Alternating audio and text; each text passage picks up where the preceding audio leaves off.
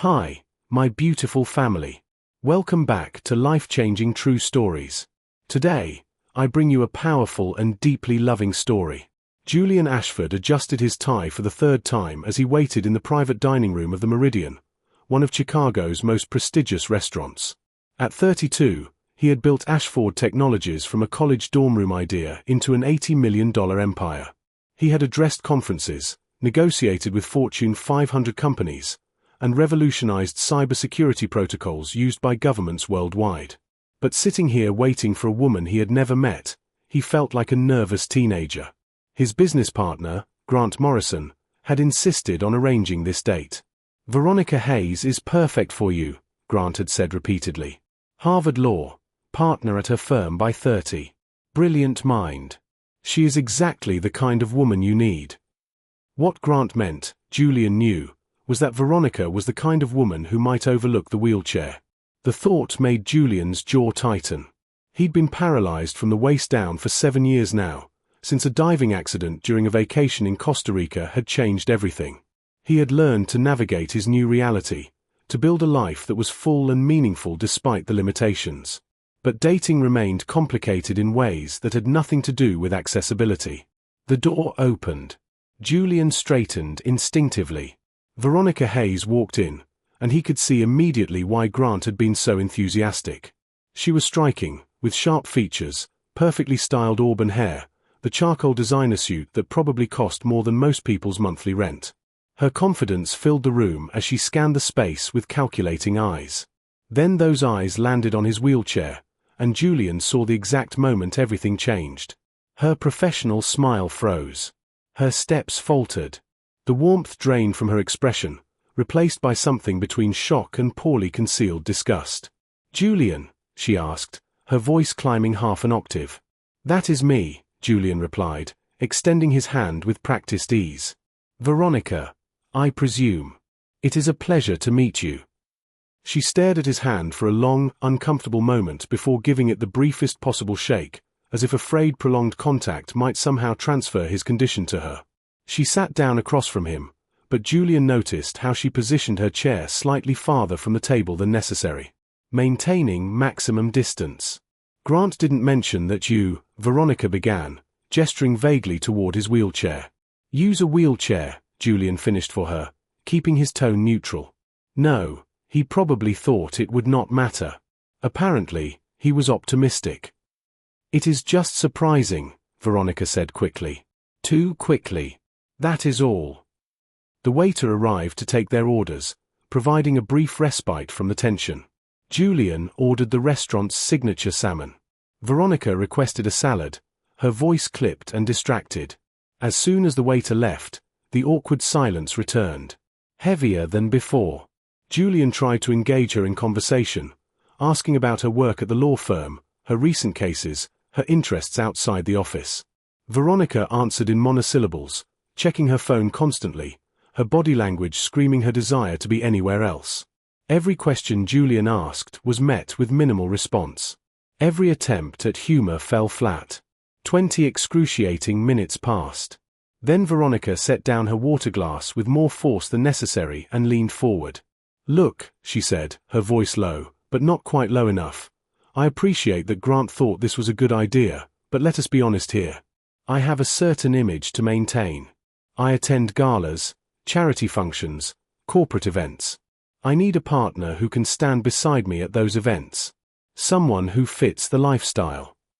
Julian felt the familiar burn of humiliation in his chest, but he kept his expression carefully neutral. "I see," he said, "and someone in a wheelchair does not fit that image." "It is not personal," Veronica continued, as if that made it better. "It is just practical. I mean, think about it. The logistics alone would be complicated. And people would stare. They would ask questions. I did not work this hard to build my reputation just to become known as the woman who dates the guy in the wheelchair. It would be a distraction for my career." Nearby tables had begun to notice the rising tension. Julian could feel eyes turning toward them, curiosity and pity in equal measure. He wanted to disappear, to wheel himself out of this restaurant and never look back. But pride kept him seated, kept his spine straight despite the crushing weight of her words. "Wait," Julian said quietly. "So, what you are saying is that my disability makes me unworthy of being seen with you in public." "I am saying I have standards," Veronica replied, standing abruptly and gathering her designer purse. "And I am sorry, but you do not meet them. I am sure there is someone out there who would be willing to take on a project like you, but I am not interested in being anyone's nurse or charity case." She said the last words loudly enough that several nearby diners openly turned to stare. Julian felt his face burning, humiliation washing over him in waves.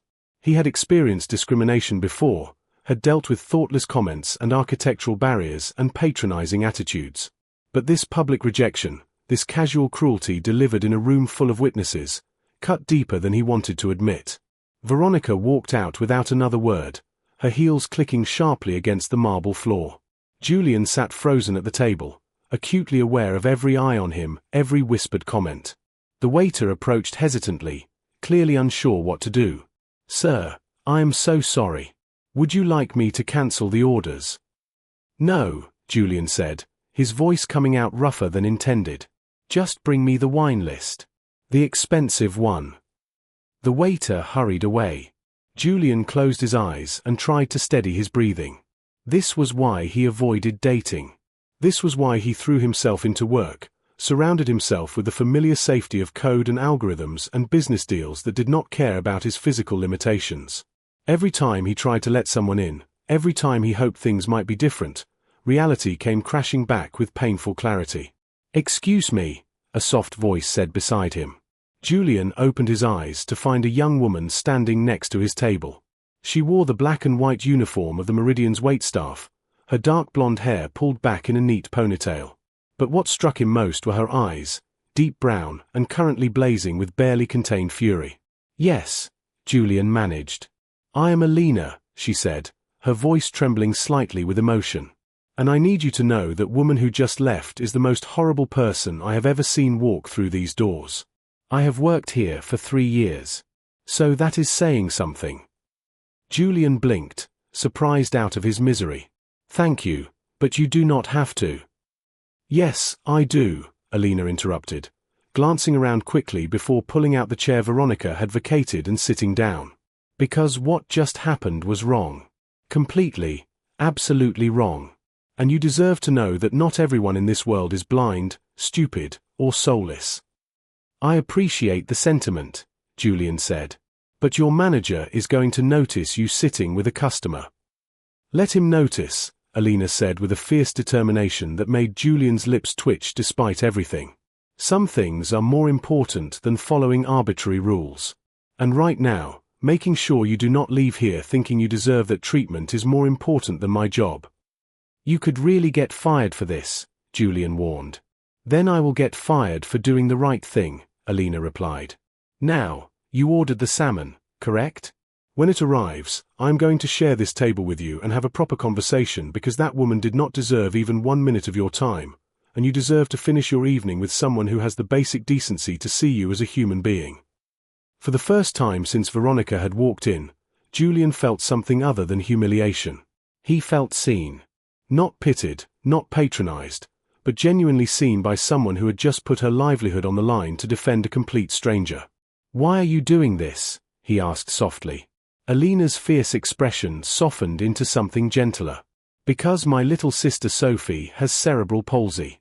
I have spent my entire life watching people treat her like she is less than human because of her physical challenges. And I will never, ever stand by and watch someone be dehumanized like that. Not on my watch. Not ever." Julian felt an unfamiliar tightness in his throat. "Your sister is lucky to have you."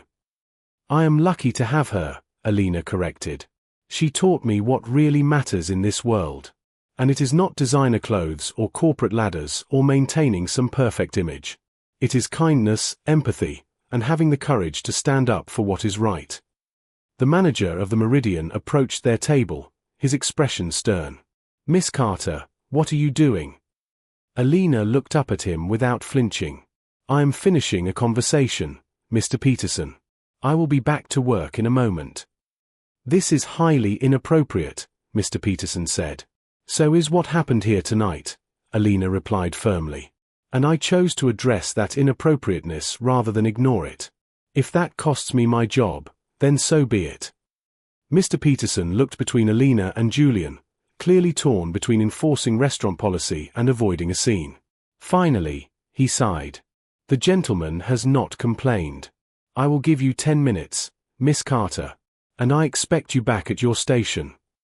As Mr. Peterson walked away, Alina turned back to Julian with a small smile. So, Julian, tell me about yourself. And I do not want to hear about your company or your business achievements. Tell me about you. What do you do when you are not building empires? What makes you laugh? What is your favorite completely ridiculous guilty pleasure? And despite everything, despite the humiliation still burning in his chest and the stares still coming from nearby tables, Julian found himself smiling. Because this strange, fierce young woman had just given him something he had not experienced in a very long time. She had given him hope. The 10 minutes Mr. Peterson had granted turned into 20. Then 30. Julian found himself talking to Alina Carter in a way he had not talked to anyone in years. She asked him about his love for vintage jazz music, about the mystery novels he secretly devoured at 2 in the morning, about his failed attempts at learning to play the saxophone.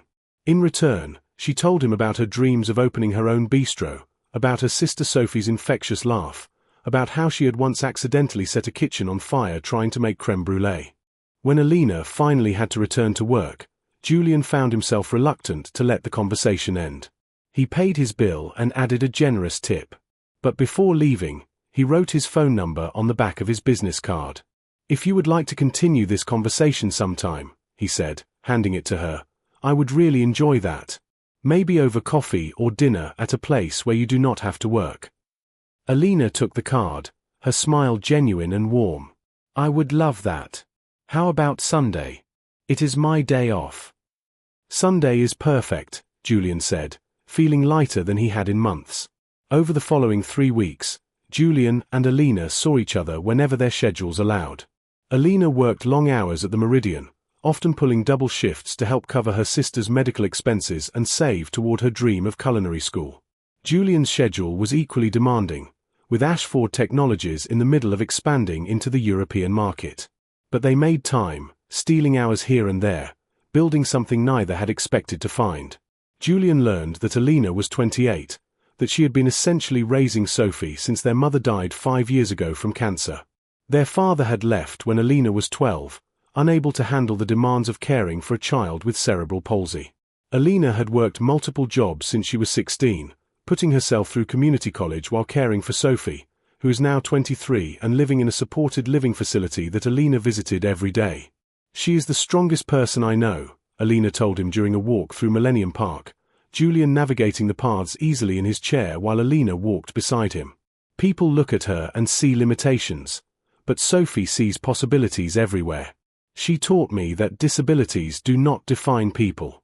Lack of compassion does. Julian, in turn, opened up about his own struggles in ways he rarely did with anyone. He told her about the depression that had consumed him after the accident, about the physical therapy that had been agonizing, about the moment he realized he could either let the wheelchair define him or he could define himself despite it. My family struggled with it, he admitted. They love me, but they started treating me like I was fragile, like I might break.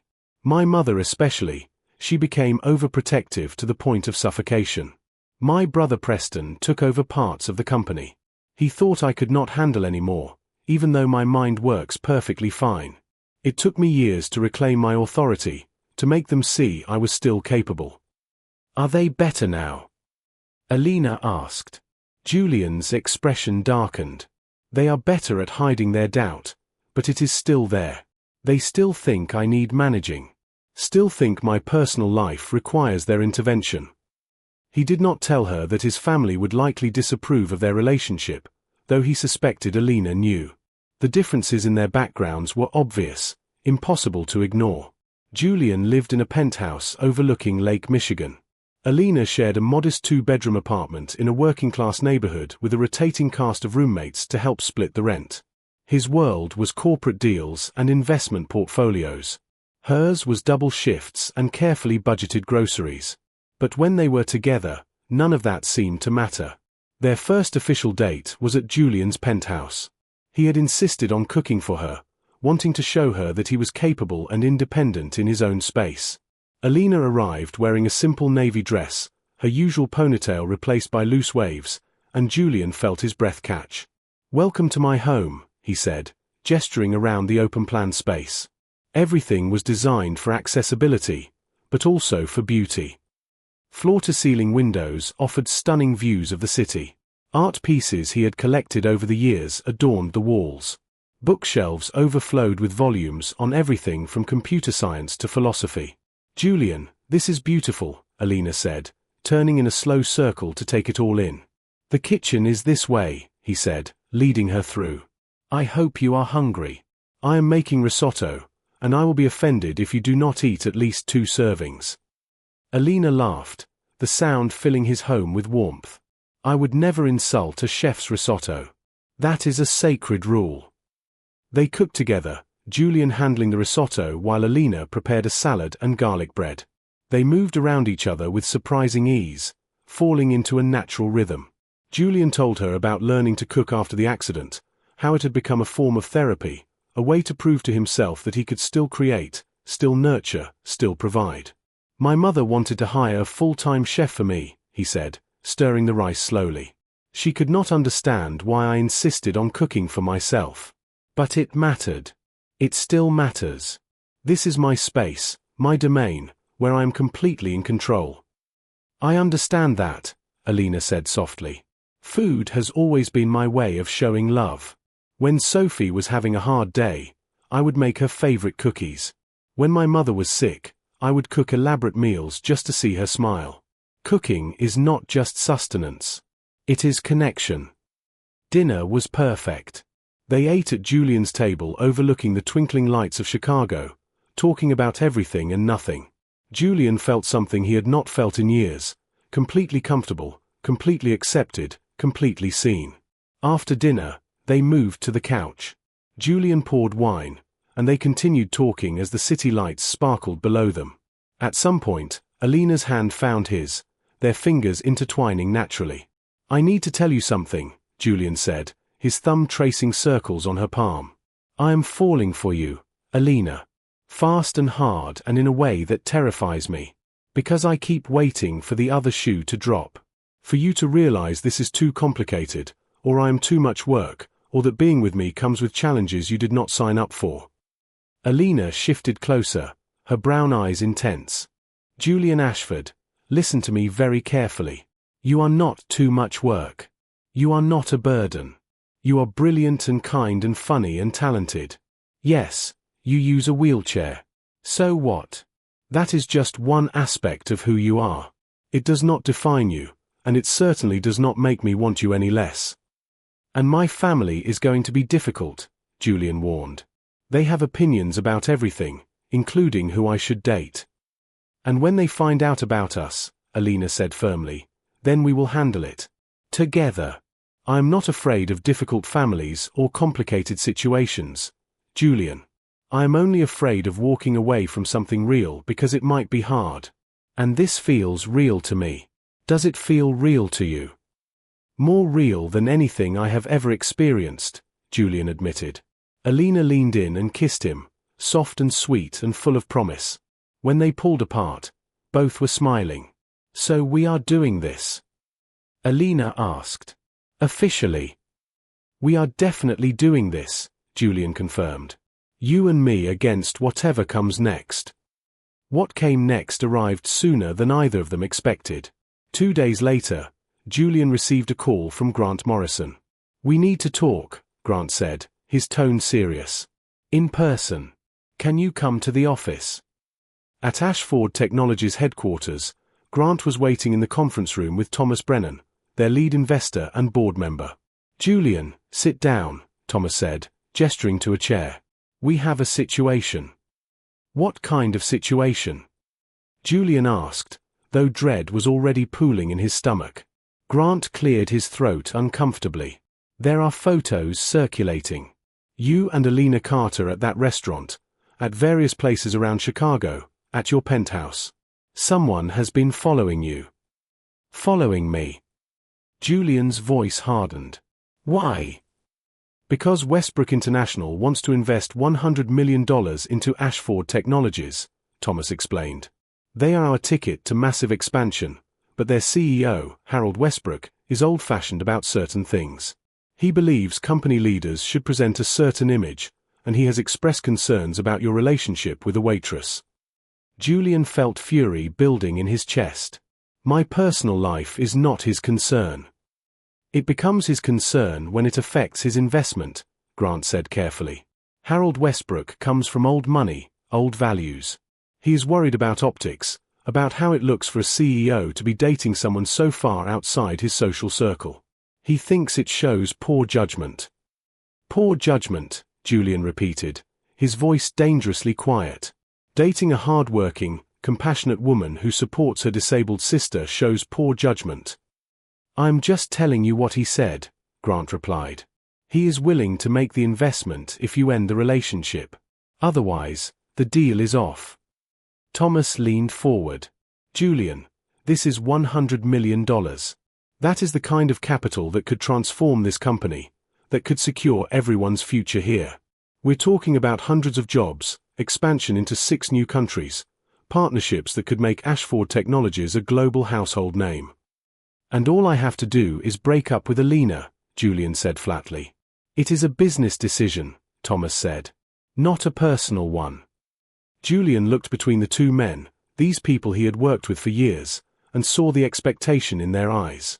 They genuinely believed he would choose the money. They thought this was an easy calculation.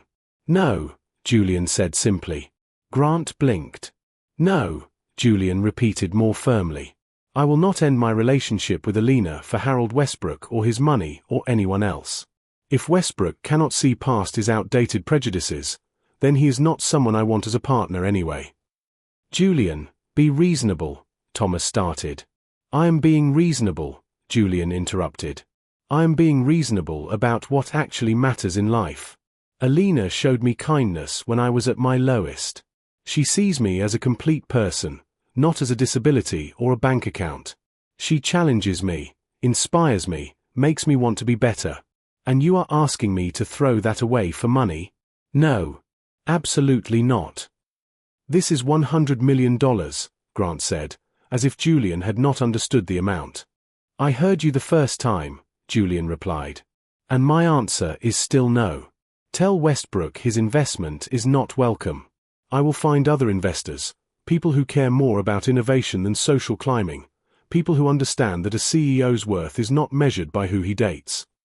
Thomas stood abruptly. You are making a mistake. Then it is my mistake to make, Julian said. This is my company, built on my ideas, my work, my vision, and I am not going to compromise my values or my happiness for anyone's investment. If that costs me business partners, so be it.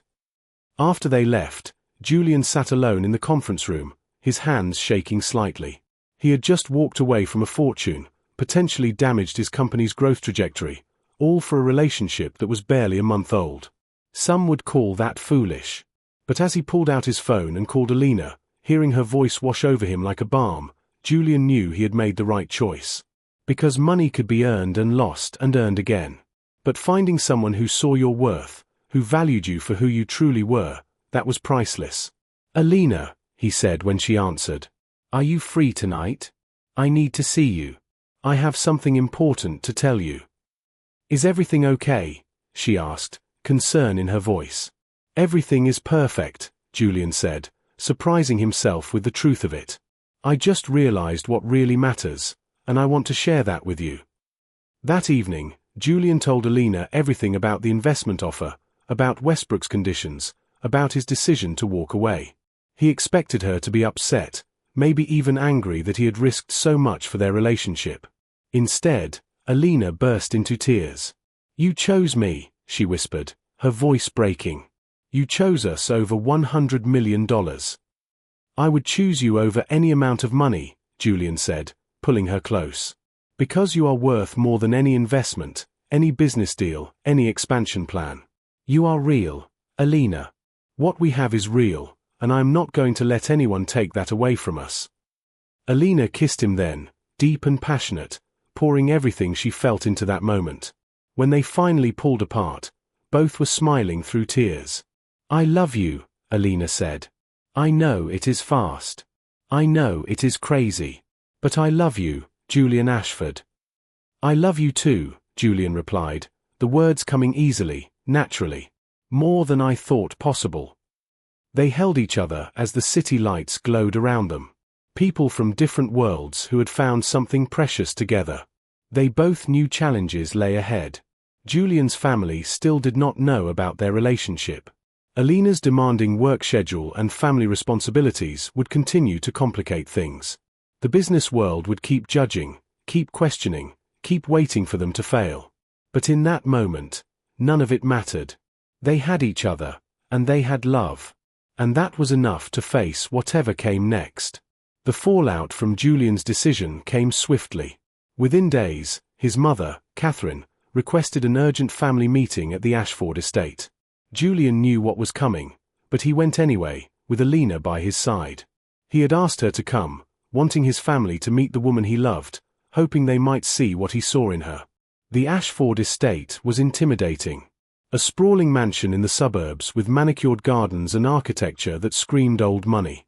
Alina's hand tightened on Julian's as they approached the front door. "You do not have to do this," Julian murmured. "I can handle them alone." "We are in this together," Alina reminded him. "Remember." Inside, the entire Ashford family was assembled. Catherine sat in her usual high-backed chair like a queen holding court. Julian's father, Richard Ashford, stood by the fireplace, his expression unreadable. His brother Preston lounged on the sofa, looking smug. "Julian," Catherine said coldly, her eyes sliding over Alina with barely concealed disdain. "You brought a guest." "This is Alina Carter," Julian said firmly. "The woman I love." "Alina, these are my parents, Catherine and Richard, and my brother Preston." "It is nice to meet you," Alina said politely, though Julian could hear the slight tremor in her voice. Catherine did not offer her hand. "Miss Carter, I understand you work at the Meridian." "I do," Alina confirmed, lifting her chin. "I am a server there while I save money for culinary school." "How industrious," Catherine said in a tone that suggested the opposite. "Julian, might I speak with you privately?" "Anything you need to say, you can say in front of Alina," Julian replied. Catherine's lips pressed into a thin line. "Very well. We heard about the Westbrook deal. You turned down $100 million for this relationship." "I did," Julian confirmed. "Have you lost your mind?" Preston interjected. "Do you know what that investment could have done for the company? For all of us?"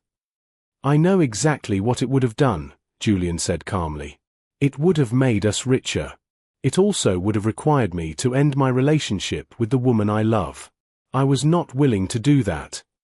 "She has gotten her hooks into you," Preston sneered. "Come on, Julian. A waitress and a millionaire. It is obvious what she wants." Alina stiffened beside Julian, but before she could respond, Julian's voice cut through the room like ice.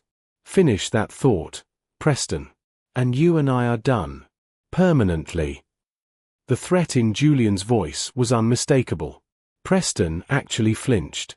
"We are just concerned," Catherine said, though her tone remained cold. "You have been through so much since the accident. You are vulnerable, Julian.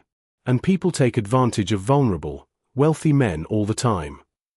"I am not vulnerable," Julian said firmly. "I am capable of making my own decisions.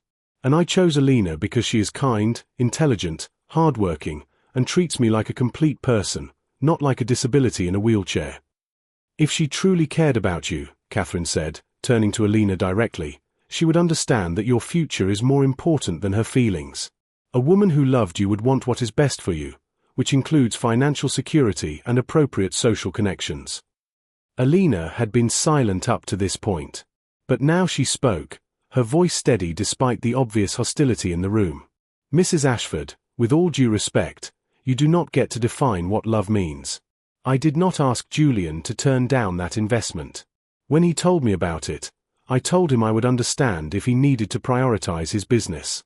He made that choice himself because he believes some things are more important than money.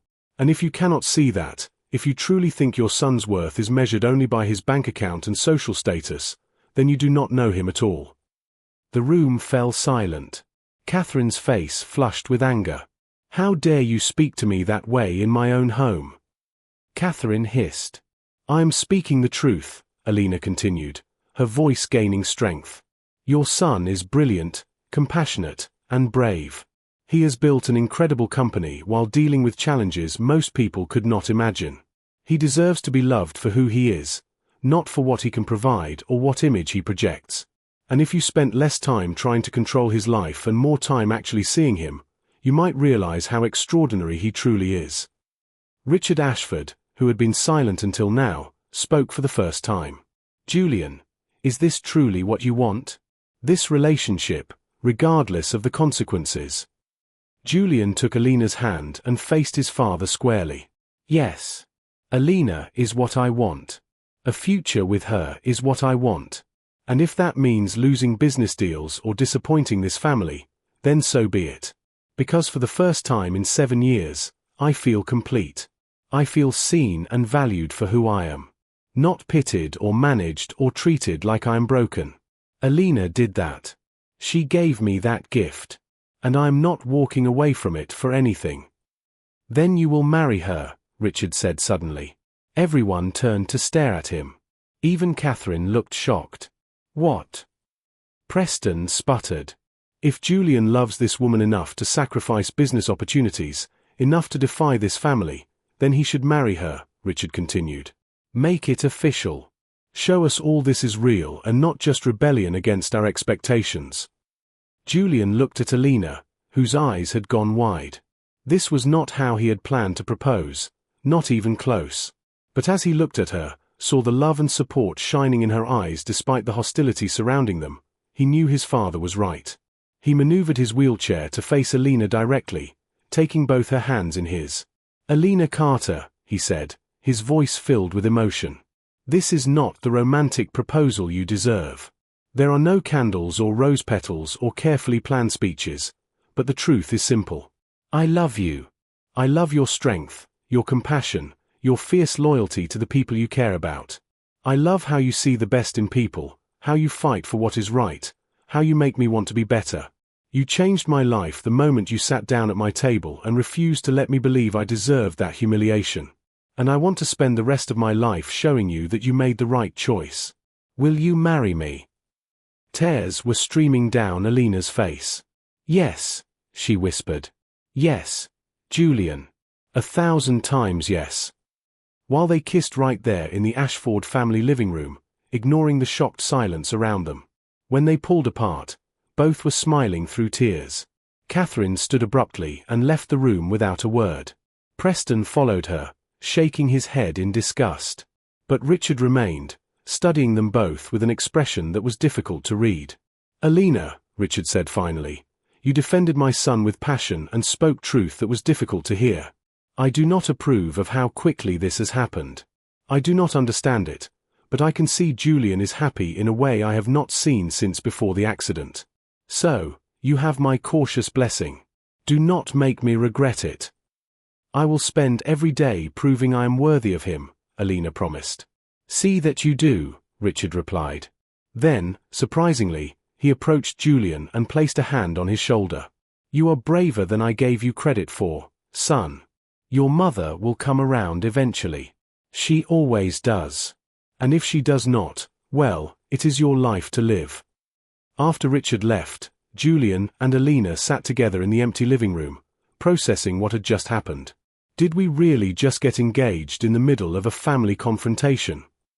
Alina asked with a slightly hysterical laugh. "We absolutely did," Julian confirmed. "And I do not regret a single second of it. Though I promise to give you a proper proposal later, with a ring and romance and everything you deserve." "I do not need anything fancy," Alina said, curling against his side. "I just need you." Over the following weeks, their lives transformed. Alina gave notice at the Meridian, and with a proper business loan from Julian's company, with interest rates and a formal contract that she insisted upon, she enrolled in culinary school while beginning plans for her bistro.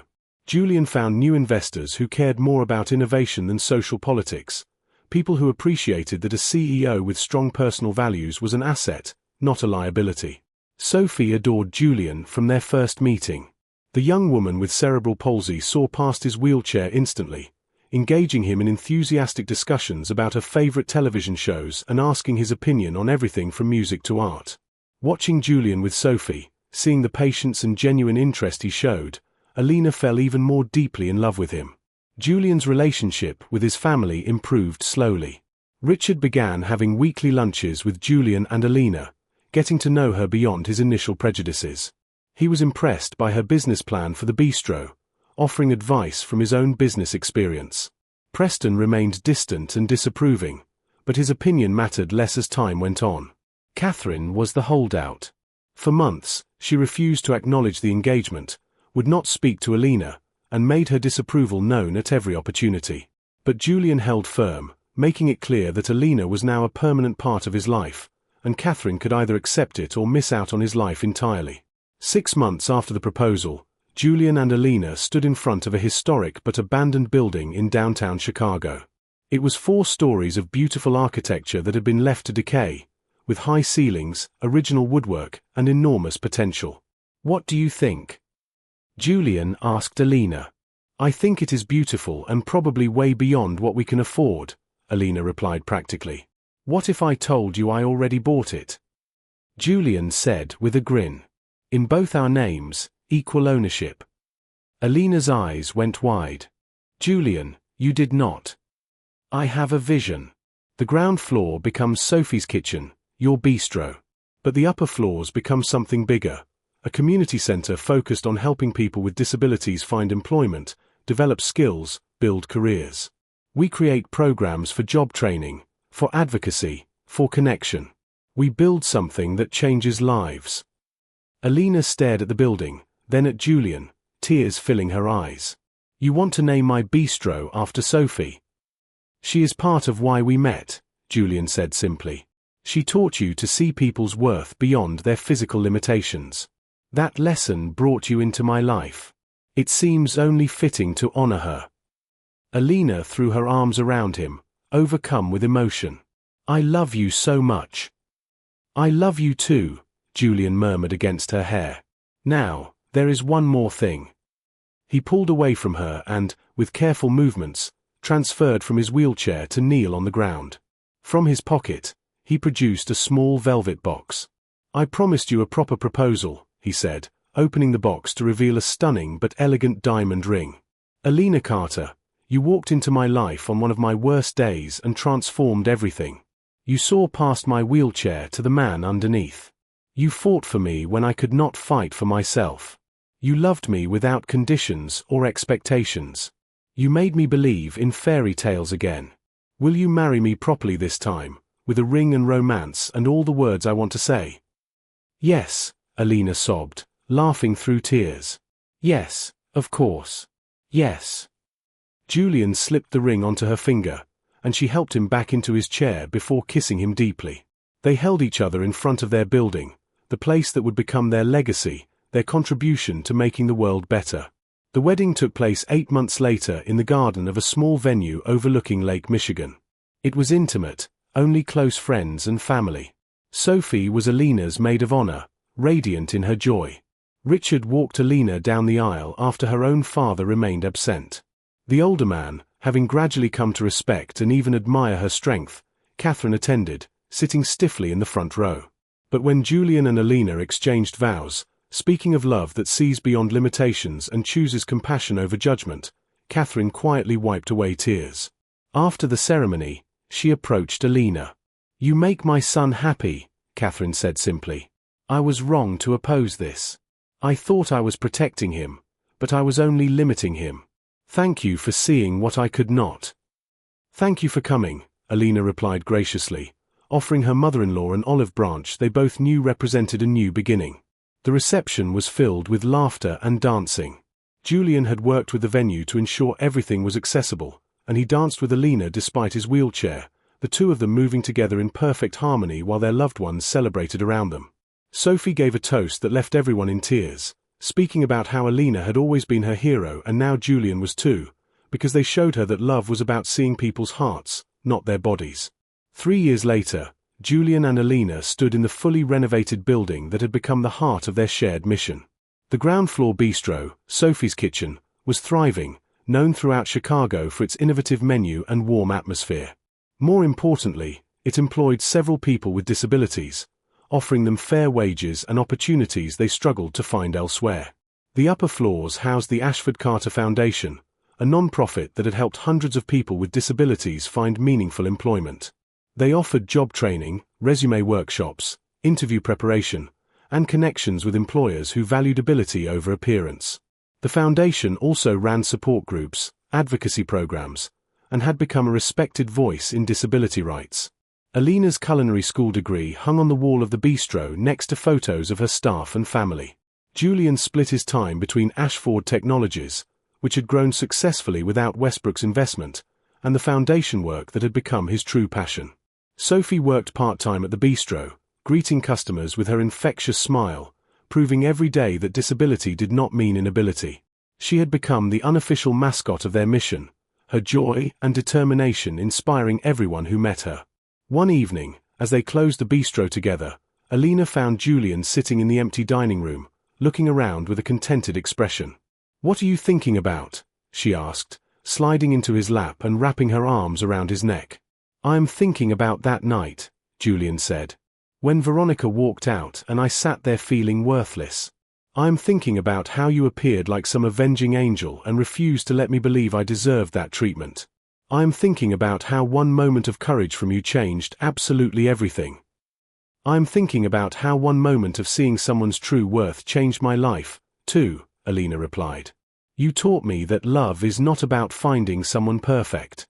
It is about finding someone perfect for you. Are you happy?" Julian asked, needing to hear the answer. "Happier than I ever imagined possible," Alina said honestly. "We built something beautiful, Julian. Not just this place, not just our businesses. We built a life that matters, a life that helps people, a life filled with real love that is more than most people ever get." Julian kissed her softly. "I love you, Alina Ashford." "I love you too," she whispered back. Outside, the Chicago skyline glittered with possibility. Inside, two people who had found each other against all odds held each other close, grateful for every challenge they had overcome, every barrier they had broken, every person who had doubted them and been proven wrong. Because they had learned the most important truth of all, that real love sees beyond appearances, beyond social status, beyond physical limitations. Real love sees the heart, values the soul, and chooses connection over convention every single time. And that kind of love, they had proven, could change everything. Thank you for taking time to listen to this story. If you enjoyed this content, don't forget to click like, share this story with your friends and family, and subscribe to the channel so you don't miss out on more meaningful stories. Please.